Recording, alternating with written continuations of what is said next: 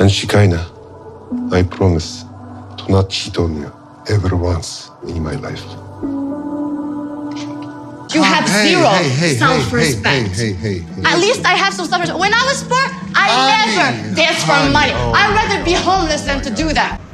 I don't like many things about you. I'm doing my vows because it's part of the wedding, part of the ceremony, but it's not like I'm enjoying it, right? You took all the joy out of it for me, all of it. Really sure what to expect. I thought she was pregnant or maybe lesbian. I didn't know. Don't step. I definitely see, more potential for her, like for the family. But if they were to decide to have more kids in the future, I would still be very upset about that. I'm pregnant. Whatever people tell you when they're angry at you, when they're no longer looking at you with rose-colored glasses, that is exactly what they think about you. And we saw a lot of that in this latest episode. We saw some I do's and some I should have never done's. Let's get into the finale. Hi guys, welcome back to Nikki Faces Reality. We are here to discuss 90 Day Fiancé, the finale. Next week we get to the tell-alls, so let's jump straight into it. We have a lot to cover. Before we do, as always, make sure to like, comment, and subscribe. Make sure to hit the bell icon so that you don't miss out on any of my notifications.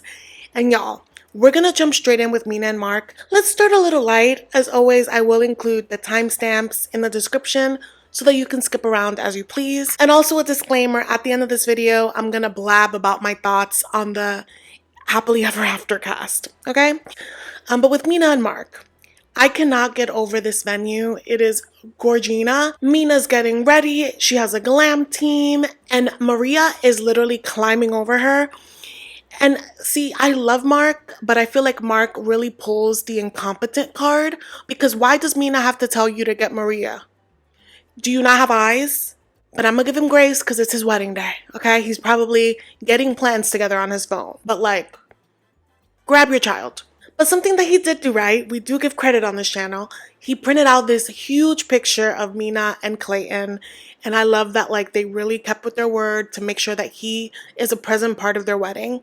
But okay, you guys, this is where I get a little critical. So I was really happy to see that Mina had a glam team because I feel like, and she's a busy mom, so maybe that's why, but sometimes she does not brush out her wig, and she is such a beautiful lady. You need to brush out your wig. So I was really excited to see them installing a new wig, and I was like, great, like I can't wait. I'm like, okay, she cries a lot. I hope that the makeup team really supplies her with some heavy setting spray, and we're gonna get my girl together. Except they have her out here with this horrid hairline. I don't know why. Out of all days, she chose her wedding day to show all of her forehead. We have seen her with bangs. We have seen her with middle parts. We have seen her, I think, with a side part. All were good options with a good wig for her wedding day. And on this day, she decides to have a pullback. Not just a pullback. It is probably the laziest ponytail I have ever seen. I have seen gorgeous ponytails for weddings, and people usually, make it tight. People usually will put like a nice like band over the ponytail, like with gold or with pearls or with lace, something to jazz it up for the day so it's not plain. Or if it's plain, it'll be like a nice bun. Y'all, she looked like she was going to the gym. That was the hairstyle. I was staring at it, wanting to love it, but I could not. So that was already stressing me out for her, but her makeup looked divine. So at least one area they got right. Then we panned to Mark. Mark was so nervous as he was shaving himself that he nicked himself. And then we see him with a little paper covering his cut. And all that I kept thinking was, watch Mark walk down the aisle with this freaking paper. Because he was with the grooms taking selfies with the paper still covering the cut. And I was like, stressed. His annoying ass brother is there and he's like, it's not too late. We can make a run for it. That's the brother that does not like Mina because he's in cahoots with Jordan. Speaking of Jordan, we see her as well. And she's like, yeah, it's a good sign that Mina signed the prenup. But honestly, this is none of her business. I feel like she overstepped in a major way. And that's Mark's business to handle. And she should have filtered things to her dad rather than making Mina and her half-sister feel uncomfortable, in my opinion. And honestly, the petty part of me was just like, Jordan, I dare you to say something stupid in front of Mina's sister. Because Mina's sister looks nice, but she looks like she's lethal. But anyway, it's time for the wedding. Mark comes in to the venue where all his guests are. He looks really handsome. That man could throw on a suit. I could definitely see the charm. Again, this venue is to die for, you know. Maria comes in swinging the ring box. I hope that those rings were tight in that box, okay? Because she's just like the cutest, stole the show. But it's time. Mina walks down the aisle. I'm really trying to ignore her ponytail and just get into her happiness. She sees Clayton. Somebody's holding Clayton at the altar in like an iPad. And he's like, hi, mama. And I'm just like, ah. And I found it interesting that Mark had all these men standing with him at the altar. And Mina was like, I just need my sister. Good for her.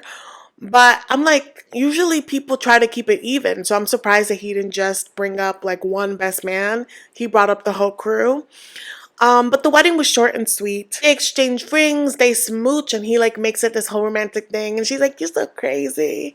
They pan to Clayton clapping, and I could cry. I could burst. And so then they walk down the aisle, you know, for pictures and things like that.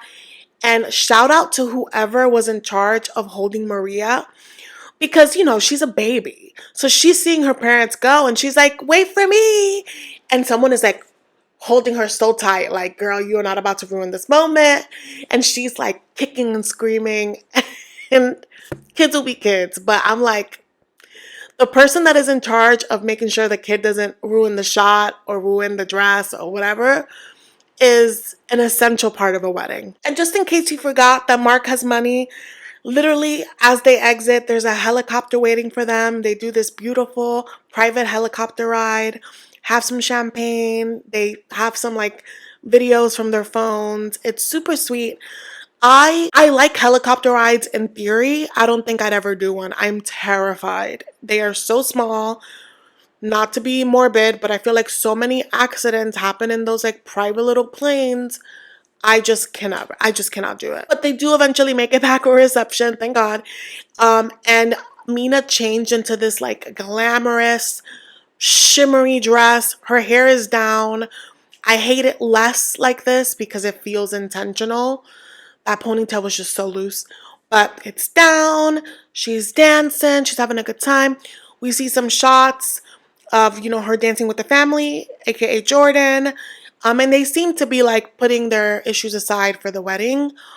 But this Muppet face gets on the screen and says, yeah, we can maybe, you know, get along as a family. Like Mark didn't choose Mina and Maria, you know? It's the way that she says like there's potential now. And it's like, Mina has been part of your family the minute she birthed that baby, whether you like it or not. Okay. And again, it's her entitlement to be like, I'll accept them now, but if they have more children, I will be more upset. Okay? What about it? Like, what do you think Mark is going to do with that? He needs to live his life, and you need to live yours, and you need to know your place as his daughter. I think it is just crazy. Regardless, though, everyone does look like they're getting along for the day. And I love that Mina jokes at the end that she's pregnant. She's not, but way to shake the table. Let's move on to Alliya and Shawn. Now we're stepping into some drama, okay? The way that my comment section was so divided on the whole Alliya and Shawn situation. Alliya definitely fumbled the situation by being 2 hours late, super disrespectful. I do not disagree, but in the last video, I said that Shawn, at his big ass age, handled that incredibly poorly. And while I do believe that he has every right to be angry, I also feel like the way that he purposely goes out of his way to humiliate Alliya isn't funny and should be looked at closer, given their power dynamics, given their age dynamics, given a lot. I mean, before she was late, the elephant in the room is that he is holding on to someone that doesn't exist, and they should have never gotten married. That is my stance. But it was really nice to read all of your comments, even ones that were completely different from my point of view, because that's what this is about. Our experiences, how we connect to what we saw, what we would have done. Like, literally, that's what this page is about, in a respectful way, of course, to share our thoughts about the ridiculousness that we're being shown on television. So thank you all, because I feel like there were a lot of comments. I tried to comment to as much as I could, but I'm one person, so I try like the first 24 hours to comment back to as many as I can, but sometimes I don't get to all of them. So thank you for the discourse. But jumping into this episode, y'all. So it's the day after the wedding from hell, and it is icy. Okay, we see them go to a restaurant. Aliyah does some small talk about, you know, basically the mom went to the hospital and she couldn't sleep, waiting for his mom to get home. And he's like, And we learn that they slept in separate bedrooms. So very romantic way to kick off your marriage. I don't know how you guys feel about that, about sleeping separately. I go back and forth on it. I would love to know your thoughts on that. Like, do you think that it's healthier to sleep separately when you're upset? I've grown up thinking that even if you're upset, you sleep next to each other, you still tell each other you love each other, and then you fight about it tomorrow, but like the proximity is important. So I would love to know your thoughts on that, because I'm sure it differs with everyone. But Aliyah's here being like, I was just so anxious and I couldn't sleep. And I'm like, girl, if you were anxious, you would have put a pep in your step when you heard that this lady was injured. And that is what we get to with Shawn. So she asks Shawn, how are you feeling? And Shawn is flat out like, I'm feeling like you're selfish. I'm feeling like you were 2 hours late. And yeah, I'm mad that you were late, but it's beyond that. It's the fact that you didn't have any consideration to think about anyone other than yourself. You didn't think about me. You didn't think about my mom. And she was like, I was like frozen. I just like didn't know what to do. Girl, you were not frozen. We saw you get the news and then you continued to blend your eyeshadow. And what Shawn was saying was, you weren't alone. Jackie was there. Y'all both had phones. You could have communicated something to me. He communicated to Jackie the situation with his mom. Why couldn't she call him up and be like, babe, are you okay? Blah, blah, blah. Because she's claiming that she didn't know that the mom was still at the wedding. And Shawn is like, you know how my mom is. You know that she's not going to miss this wedding. And if you didn't know, you could have called to find out. And also, you guys, something that I didn't catch until the end of the last episode, when they did like her walking out the door and Shawn was right there. She got ready at the venue. I was pissed at Shawn for not getting her a glam team, knowing how slow she is getting ready. But he set her up for success. He said, I know you take a long time. I know that travel is extra time taking away from your glam. Let me set you up at the venue. We saw him change in the bathroom of the venue. He left her the entire cottage to get ready. And she was still late. But adding to the point of her being selfish, he's like, you could have left the dress on the side and walked out, literally walked out of the doors and check-in with me. And I think that that is very true. I don't think that that's a lot to ask for. If you're at the venue, just go. Just be like, babe, like, what's going on? So I understand his anger in that way. Again, I think that if you're going to go through with this, you should have taken a breather and touch base instead of making everyone else feel uncomfortable, because it was very uncomfortable. It was very nasty. And or the option that everyone's ignoring, they could have just not gotten married. These two have no business being married anyway, you know? But yeah, so when Shawn said that, I was like, Aliyah, come on, girl. And she has the same stupid stoic face where she's just like frozen in time. And he's like, my mom could have had long-term consequences with this. Like, this was serious. And he flat out tells her, you ruined the day for me. Any happiness that I could have had about it, you sucked it out. Honestly, like watching it, it was upsetting seeing Aliyah just be like, I was so lost. Girl, lost about what? The injury wasn't happening to you. All you had to do was be present and check in. And I've been cheering for her and I've been advocating for her. And while I don't agree with Shawn's delivery of things, I think that he's being real cold. She's not in the right. And I think what's worse is that Aliyah is not taking real accountability. And he tells her, if this is how you're going to be, like, I could see myself falling out of love with you. And so much can be said about that in itself, right? But then she starts apologizing like, oh, I'm sorry that you're feeling this way, that you felt that way. Still not taking accountability that she was the one that caused said harm.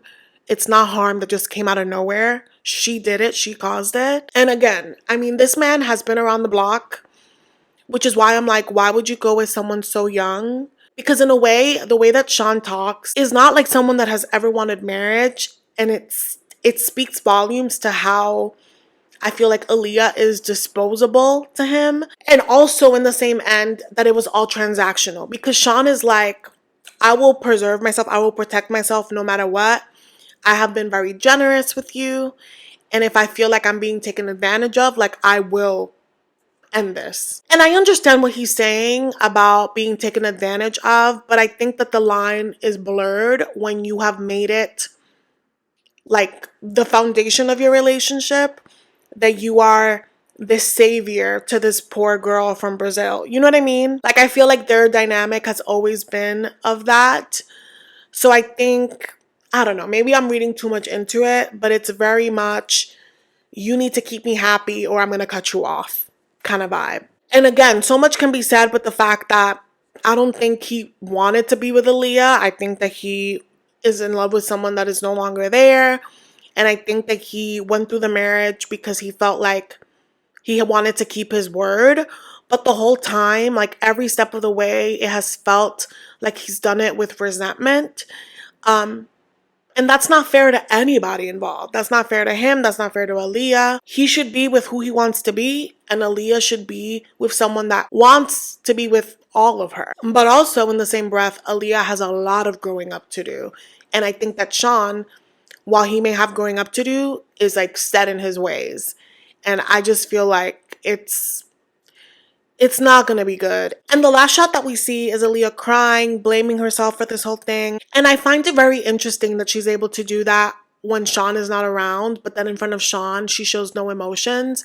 And I wonder why that is. Like, is she scared of him or something? Like, I don't know. But what is clear to me is that Shawn is checked out. There is no softness, no tenderness here. And that's a rough way to start the relationship. But also, I think setting the tone, that closed relationship thing is off the table. That relationship is going to remain open. He is so done with her. He is with her as an obligation. That's my theory.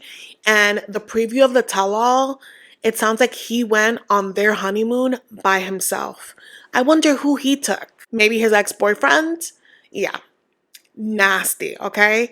Let's move on to Juan and Jessica real quick. So Juan and Jessica, we have the cutest opening shot with David sleeping with his dad. Then Jessica wakes him up and she's like, okay, time to get up. It's our wedding day and we're using this room to get ready. She asks him if he has written his vows. He has not. The way that this man is waiting to day of is beyond me. But given the context, whether it's scripted or not, they had a heated conversation the night before about him feeling like she's not really putting effort into learning Spanish and keeping his culture alive. So maybe that's why he, wasn't in the right mindset to write it then. Who knows? We see him with the other groomsmen. They're asking him if he's written his vows. He has not. And he says, I'm doing it because I have to, but I don't really enjoy it. Does this man hate her? Like, just say that. And then it doesn't help that we learn that Jessica wrote like 6 pages of vows. And we learn a little bit more about the vows when she gets to the venue. And I guess one of Juan's family members is proofreading part of her vows because they're in Spanish. I love the effort. I think that he will appreciate the effort. However, my pride, if my Spanish was as terrible as Jessica's Spanish, I would read it to him in private because there's gringa and then there's gringa final boss. And that is what Jessica sounds like. They pan back to Juan. He is in full tux and only has half of his vows written. And he is stress writing. And that is why procrastination is no one's friend. But he does have time to make jokes about the fact that esposa, aka handcuffs, and mi esposa, my wife, sound very similar. Do with that what you will. But finally, we see Jessica in her dress. I think she was like one of the few brides that we didn't see try on their stuff. She looks gorgeous. I don't know what I pictured her in. I just thought that she would be more conservative, but I love it. But it's time for the wedding. We see her big boys holding baby David and holding a sign that's like mom and dad are getting married. Super cute. I don't know if you guys remember. This wedding is outside and there's still snow on the ground. So in comes Jessica in her little spaghetti strap wedding dress, and her bridesmaids are also exposed.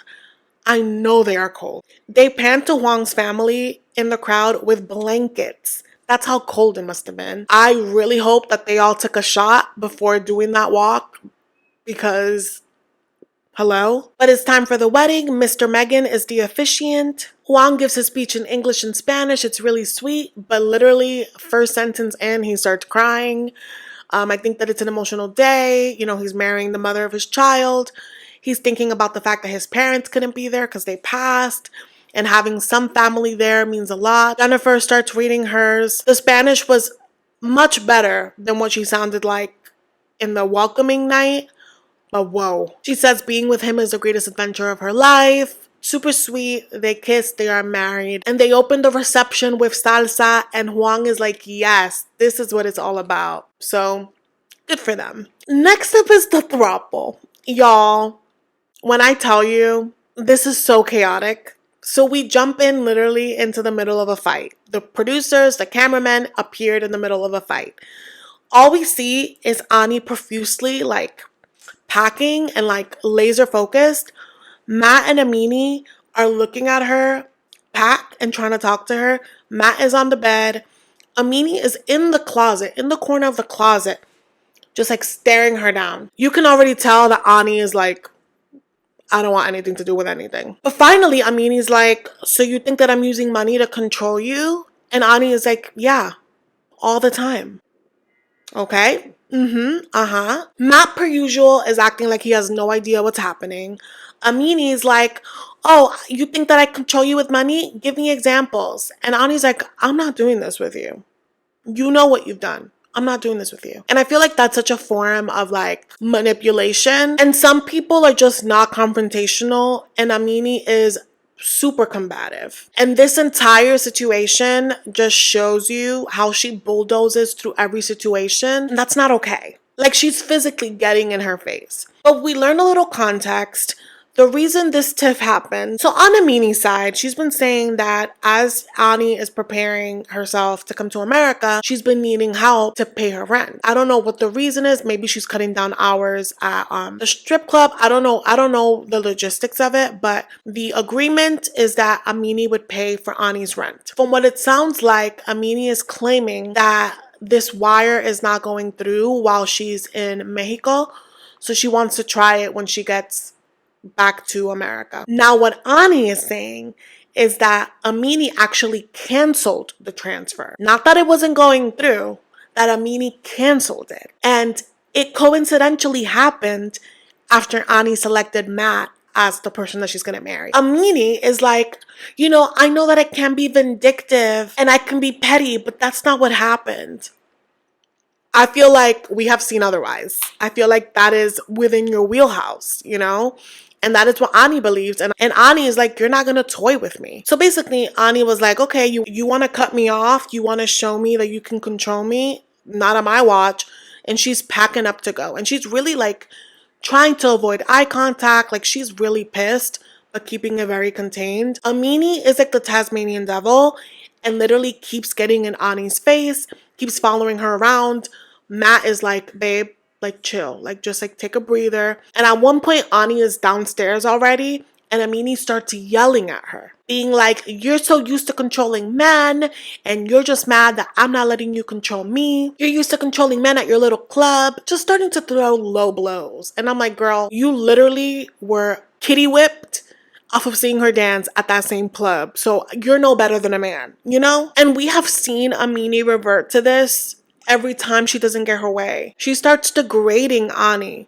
And then when they make up, it's like, oh, everything's forgotten. That's not acceptable. You don't get to do that to anyone. And I think she's used to doing that because she's used to doing it to Matt and he allows it. But that's not acceptable. Matt deserves better as well. You can't ever trust someone that does that to you, that wants to tear you down so that you feel like nothing, so that they can pick up the pieces later. That is a very clear tactic, textbook tactic, if you know what I mean. And Matt is here trying to shut her up, being like, you're going to say something you're going to regret. Like, let's keep it together. But then it goes to the point of no return, Where Amani then starts yelling at Ani, saying, even in my brokest days, I would never dance at a club. I would never stoop so low because I respect myself. You don't respect yourself. Just trying to make the way Ani provides for her family a shameful thing. And this just like was an aha moment for me of like, how many other times did Amani do this to Ani? Like, there was a reason why Ani was so protective of her identity, of her family, and Amani persisted in infiltrating all of her life.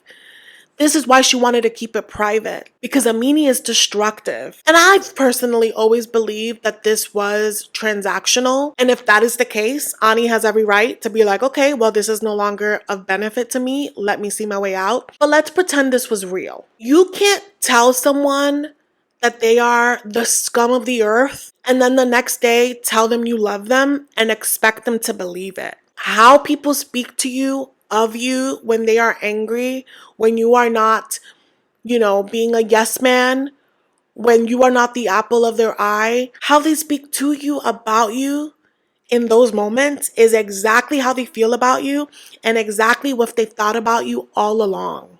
They have been harboring those feelings and waiting to throw it at you to hurt you. That is not love. So when Ani runs out to the Uber, Amani like breaks down because, of course, abusers always love to act like they're the victim. Like, why am I not lovable? Why this? Why that? I'm clearly the problem. She wants you. Yeah, Amani. Yeah, you are the problem. What are you going to do with that? And I don't know for what reason, they all get in the same Uber to the airport. I feel like that was a hostile situation. The producers really should have gotten Ani her own ride. But here they are, going to the airport alone. She's just rolling her eyes on the back, okay? Time to get their things. Amani thinks that this is the appropriate moment to be like, thank you so much for welcoming us to your hometown and for introducing your parents. We don't hate you. And Ani's like literally like checking out, just like getting her things. And Amani's like, well, can you look at me at least? Ani's like, no, I don't want to do this with you. Actually, there's a lot of things about you that I don't like. So no. And Amani's like, I don't want to fight. And like gives her a hug and Ani stays cold. Like, girl, you're lucky I'm not punching you in the face, really. Then, of course, Ani goes and gives a big hug to Matt. I think that Matt is just as problematic as Amani, in my opinion. She may have a better bond with him, but with being a victim under Amani's reign, he's also a perpetrator, in my opinion. I feel like they've always treated her like property, and I feel like he will do whatever Amani says. So he is not safe, and I hope Ani eventually catches on to that. Let's move on to Mahdi&Stevi. So when we last saw them, we saw that Saeed was going to go and have a talk with Stevie because things have been awkward and he wants to smooth things over for the wedding. He takes that responsibility very seriously as he is Maddie's only family here, He's a friend, but he's representing the family. He goes to Stevie and he's like, can we have a moment? She kicks her friends out. It's super awkward. And he's like, listen, I just want to, talk to you. Like, I know that there's some things that were said and I never wanted to hurt you or, sabotage your relationship. But, I'm Maddie's only friend. And she's like, I'm his friend. You know what he means though, Stevie. Like, why are you so freaking combative? And literally after everything that he says, she's like talking over him. And I'm like, okay. I feel like Saeed had something really loving to say and something to like wrap this up in a bow and make it warm. But Stevie was so like a brick wall that he just had to cut it short. And he's like, well, I just want to make sure that, we're on the same page, that I want things to work well for you and Maddie. And she's like, okay, thank you. And he's like, can I give you a hug? And she's like, no, a fist pump. She's not forced to hug anyone, but I think that would have been just like a peace offering. And I also feel like she's neglecting to acknowledge that anything that Saeed said was fueled by Maddie's insecurities. Maddie was the one that was feeding him information. So I feel like if anything, she should have gotten everything out with her future husband and played nice with his friends. Because she's there questioning why he had questions. Girl, he had questions just like you had questions. I feel like it's normal to do that. And his were fueled by your future husband. So I feel like the wrong party is getting the aggression, but I digress. Everyone is playing nice. We see her put on her wedding dress, a dress she has never tried on. It literally just arrived. They do a fake out like it's not gonna fit. If it's just fine. It's very beautiful. I'm so glad she didn't go with that first dress we saw. The lace one. No. Her friend starts getting emotional. She starts getting emotional. It's cute. We see Mahdi and Saeed. They're struggling to put on a tie because in their culture, ties are viewed as more Western. So they never really learned how to put on a tie. They get to the venue. They greet Stevie's dad. They're walking in and they see a hot scene, I think is how you say it. It's kind of like an altar that you have for Persian New Year's. And every household has it, he says. And this is going to be the first Persian New Year's that he's without his family. And so he was really touched that Stevie thought of that. I was very impressed that she thought about that because she could be very self-centered. And I think that that was a good omen about their future. They're definitely going to clash on things, but I think that that was just so considerate. Because I haven't forgotten that Stevie is the girl that told this man that he should talk to his family less. So for her to go from that to having this altar, that's a nice character arc in my opinion. But then we see her meet up with her dad. Her dad is still like, you sure? And then tells us, I thought she was a lesbian. I'll believe whatever she says about her sexuality. I am not here to tell her who she is. Just like with the Tim thing, I feel like if people say they are this, I will believe that they are this. I think that I am hesitant to believe her because she played a game with Mahdi and not answering it and would get real nasty and real defensive. But I just think it's funny that the 2 times that the seeds have been planted, the fact that she's not all the way straight has been from her father. And I feel like he knows something we don't. But that aside, she's like, yes, I am ready to marry this man. She gets to the altar. They're immediately holding hands. It's super sweet. She tells us that she didn't think this day would happen because visas are hard, but also she was looking at the data, the stats, and not a lot of people get approved from Iran. So basically she felt like the odds were against them. Then boom, they're husband and wife. They have a very PG kiss. I think it's because he's not, comfortable with PDA, but it's very sweet. I do believe that they are in love. I do believe that they spent a lot of time getting to know each other, but I still think that they have a long way to go. And I just hope that she's patient, because there's going to be literally things at every turn where that her family or she will have to walk him through. An example, it's as simple as the cake customs at a wedding where she's like, yeah, we're going to cut it together, then you feed it to me, things like that.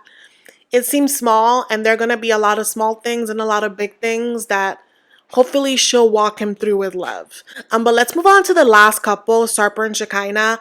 And it was revealed that this is the 90th wedding of the franchise. Exciting for them. I kind of had a feeling that it would be them or Juan and Jessica because they've been on the show before. But here we are. Shout out to the wedding planner because she really did the best with what she got. She has a hotel room, a bedding, and she got these really beautiful flower arrangements. She got some cake. I thought there would be a lot more candles and things like that, but maybe that would be a fire hazard, so she didn't. But you could get a little more LED lights. I thought that there would be more of that. It's very minimalistic, but then again, it's a hotel room. The concept of a bedding to me is so... It's so dumb, but it's not my wedding, so who cares? We learned that Sarper has apparently been having wedding nightmares, and she's like, babe, I'm not gonna change. It's fine. I'm not gonna be your ex-wife. And I'm like, you know what, Sarper? If anything, I feel like she's been Cruella while in this engagement period. I think that what you see is what you get. And honestly, I think they both have very severe mood swings. And even in that, I'd say that they are such a match. He leaves to get ready. We see Shekinah get her hair done. And then there's a fake out again where she's like, oh my God, Sarper won't answer his phone. He did this yesterday. I need him to show up for our wedding. And when she was freaking out, I was like, Shekinah, he's getting ready in the same hotel. If you don't get your butt up and just find him. But then eventually she gets a hold of him and he's like, babe, you literally tracked me everywhere. It's fine. We're good. I was away from my phone. I'm getting ready. Okay? They pan to Sarper getting ready. And at first I saw the dress shoes and I was like, okay, that's very formal for a wedding. And then I was like, what is the dress code for a wedding? Is he wearing a tux? Not exactly. This man puts on a sexy tux, But basically, he looks like a stripper. He looks like he's working at Chippendales. And then they pan to Shekinah. She has this beautiful updo and is wearing this corset mini dress that is giving Playboy bunny. And I'm like, wow, match made in heaven. She looks amazing, okay? But then it's time for the wedding to start. And there's no aisle per se. So she's walking from the bathroom to the bed. There's a violinist. And out she comes. And he's like, oh my God. And his eyes start watering. And he walks her to one end of the bed. And he goes to the other end. And they're literally seated on a bed getting married. I wish I could have a conversation with the officiant and be like, is this the weirdest wedding you've ever coordinated? Because, and don't get me wrong, I love the idea of an intimate wedding and people elope all the time. I just think that this is very special. But she reads her vows and the Ice Queen does have a heart, okay? He reads his and they're very caveman-like. He's like, before you, my life was dirty. And then I met you. And I promised to never, ever cheat on you. And she's like, thank you, babe. But they exchange rings and boom, the plastics are married. And they're already in bed. So they don't really have to go anywhere to seal the deal, okay? He starts giving her a dance, which is perfect, with his Chippendales outfit, okay? And they get right to it. And that is it for the finale, you guys. That is so chaotic. And then in the tell-all next week, it seems like everyone and their mother is going to want to fight Shekinah and Sarper. I'm just very curious as to what the catalyst is going to be. And yeah, that's it. So I will be watching that next week. Please tune in. Make sure you're subscribed and that you hit the notification icon so you don't miss out on that. Now let me blab a little bit real quick about the Happily Ever After cast. So we have Gino and Jasmine. Do we need to see them after the last resort? We do not. But I guess this is a way to wrap up their storyline. She's gonna be with Matt.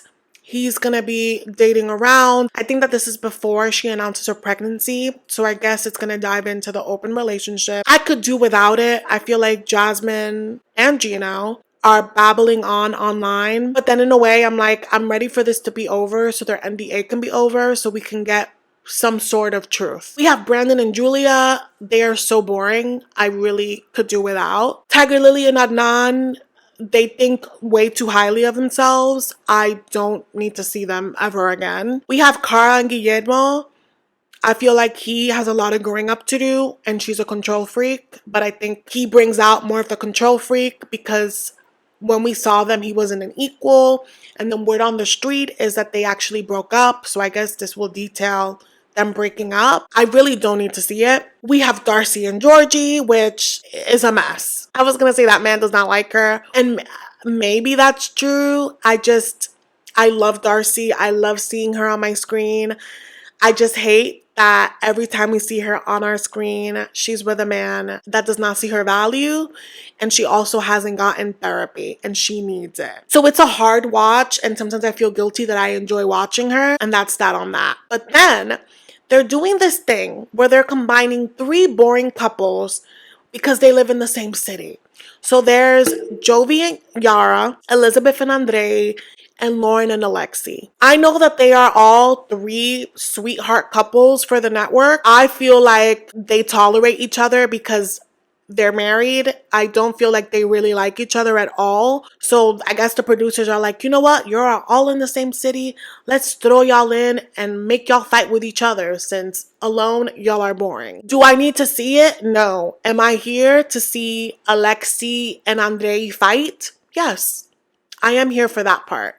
Because I feel like both of their egos are just at another level. So I'm here for that. So that's how I feel on that. I would love to know your thoughts on that. I'm gonna tell you guys right now, I don't know if I'll recap like all of the couples. I may pick like a few that I want to focus in on each episode depending on the material. Otherwise, I feel like it would be a waste of time for me and for you, you know? But let me know your thoughts on all of it. On 90 Day Fiancé and then your thoughts on the HEA trailer. Thank you guys so much for watching and I will see you in the next one, which is Hunt for Love. Bye.